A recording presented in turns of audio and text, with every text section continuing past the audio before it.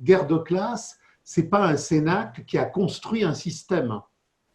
C'est-à-dire qu'un jour, il n'y a pas 30 ou 40 clampins qui se sont dit on va créer un système d'émancipation. Le système d'émancipation, il nous préexiste depuis le néolithique, c'est-à-dire depuis des dizaines et des dizaines et des dizaines de siècles, des hommes dans la culture de la terre, dans la culture de l'émotion, dans la culture des soleils, dans la culture de la sensation, dans la culture de l'érotisme, se sont dit « je refuse d'être un esclave ». Donc ça fait des siècles de lutte paysanne et ça fait des siècles de lutte ouvrière que des hommes se sont levés contre toutes les gauches et contre toutes les droites pour dire « nous voulons la communauté humaine sans État, sans argent pour le produire humain nécessaire ». Donc nous, guerre de classe, on n'est pas un groupe de construction, on est un groupe d'héritage et de transmission et on fait simplement passerelle entre toutes ces luttes qui la plupart du temps ne sont pas connues et le moment présent. Donc on n'arrive pas dans le mouvement des Gilets jaunes pour dire aux Gilets jaunes il faudrait faire ça. On arrive dans le mouvement des Gilets jaunes pour dire vous savez Gilets jaunes, ce que vous vivez a déjà été vécu des milliers de fois avant. Et ça a été écrasé, mystifié, conduit dans un cul-de-sac. Donc, on est simplement là pour faire passerelle critique, pour rappeler aux hommes d'aujourd'hui que la grande lutte qu'ils vivent, elle gagnera s'ils échappent aux pièges et aux mystifications de la réforme et que par contre, ils périront s'ils sombrent dans les cul-de-sac réformistes de la recomposition. Alors, vous avez dit des choses importantes tout à l'heure. Vous avez dit oligarchie et usure. Pour nous, c'est des pièges. Pourquoi c'est des pièges? Notre ennemi, ce n'est pas l'oligarchie ou l'usure. Notre ennemi, c'est la marchandise dont l'oligarchie et l'usure ne sont que les effets. Notre ennemi, ce n'est pas la république des banquiers et des forces occultes.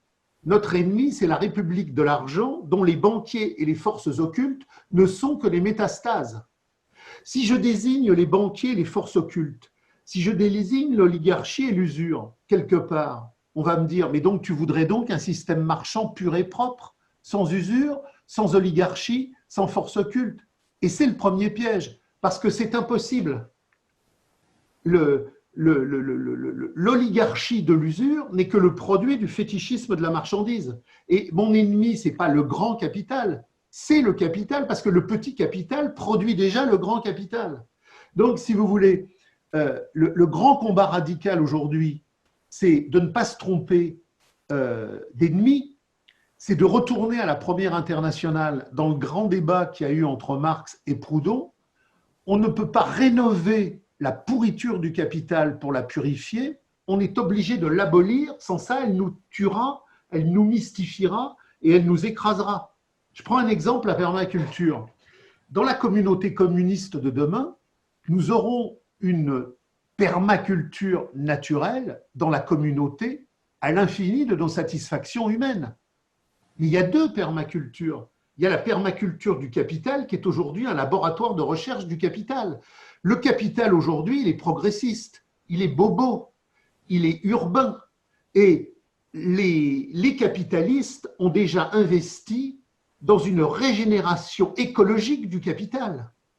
Le capitalisme, il est contre le diesel, il est pour la voiture électrique. Demain, le capital moderne sera contre les pesticides et sera pour la permaculture généralisée. Les laboratoires de recherche du capital aujourd'hui sont, dans leur forme archaïque, encore pesticides et Monsanto. Mais les fractions modernistes, elles sont écolo-bobo radicales de la permaculture la plus moderniste possible. Donc le problème que l'on a aujourd'hui, il est simple, c'est pas de se battre contre les effets du système, mais c'est de se battre centralement contre le système lui-même, et il n'y a qu'une seule alternative, où nous détruisons l'argent, où nous détruisons l'État, et nous faisons production de la vraie commune universelle, ou alors nous réagençons le capital pour avoir effectivement un capitalisme plus propre, plus humain, moins fiscaliste, moins usuraire, moins force occulte. Bref, un capitalisme de transparence. Et on a eu ça à travers le RIC, à travers le RIP et à travers tous les ricochets possibles. on retombait dans les ornières de la Première Internationale dans un néo-proudhonisme qui nous disait ben finalement, si les gens autogèrent la merde capitaliste, elle est plus belle. Non, on ne veut pas autogérer la merde capitaliste pour qu'elle soit plus belle, nous voulons la détruire. Et je termine juste sur un truc qui est essentiel. Je ne sais pas si parmi vous, beaucoup ont lu le journal Le Parisien de la semaine dernière, daté du 16 novembre. Dans Le Parisien du 16 novembre, la semaine dernière, on avait toute une série d'analyses à partir d'enquêtes réalisées autour des proches de Macron, autour des proches de tous les ministères et autour des proches de tout ce qui positionne le patronat contemporain. Et c'était la grande peur des Gilets jaunes. Mais ce n'est pas la grande peur des Gilets jaunes réformistes qui veulent purifier le système. C'est la grande peur radicale d'un mouvement gilet jaune qui est inconscient de sa force et qui va beaucoup plus loin que ce qu'il croit. C'est-à-dire qu'aujourd'hui, vous avez des assemblées gilets jaunes qui posent des revendications. Ça ne fait pas peur à Macron. Ce que nous disait le Parisien, c'est que ce qui fait peur à Macron, c'est cette masse de gilets jaunes qui monte, qui n'a pas de revendications, qui n'a pas de responsable, qui n'a pas d'assemblée constituante et qui est incontrôlable. C'est le grand tumulte du volcan insurrectionnel. Et dans ces articles du 16 novembre, on voyait bien que le mouvement des Gilets jaunes, finalement, même dans la grande peur de Macron, il est double. Il y a tous ceux qui veulent poser des revendications pour avoir des objectifs réalisés.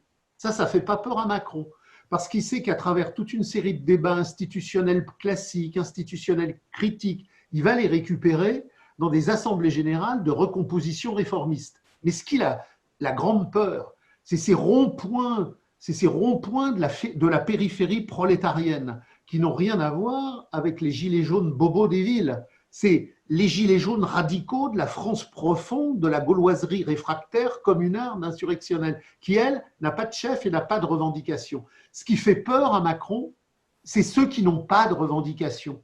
Parce que ceux qui n'ont pas de revendication ne sont pas canalisables. Et donc là, par rapport au temps qui vient, il va y avoir la fameuse grève du 5 décembre. La fameuse grève du 5 décembre, on a le piège réformisme de la convergence des luttes aliénatoires. C'est-à-dire que la convergence des luttes dans le cul-de-sac pour rénover la merde de notre esclavage. Et puis on a au contraire la transcroissance radicale pour foutre en l'air la gauche du capital, pour foutre en l'air la droite du capital, et pour faire surgir la commune radicale contre tous les partis politiques. Et Macron, dans les textes du 16 novembre, malgré son inculture, sa bêtise, son ignardise, sa lamentabilité historique, il a pigé. Dans le mouvement des Gilets jaunes, il y a ceux qui posent des revendications et qui ne sont pas dangereux, et il y a la colère qui est derrière. Et ce qui pour nous est important, c'est cette colère radicale qui renoue avec la Commune de Paris, qui renoue avec toutes les insurrections, abat tous les États, abat la marchandise. Et ce que nous voulons, ce n'est pas nous débarrasser de l'oligarchie ou de l'usure pour avoir une marchandise propre. Il n'y aura jamais de marchandise propre. Nous voulons détruire la marchandise, et c'est parce que nous détruisons la marchandise qu'il n'y aura plus d'oligarchie et plus d'usure.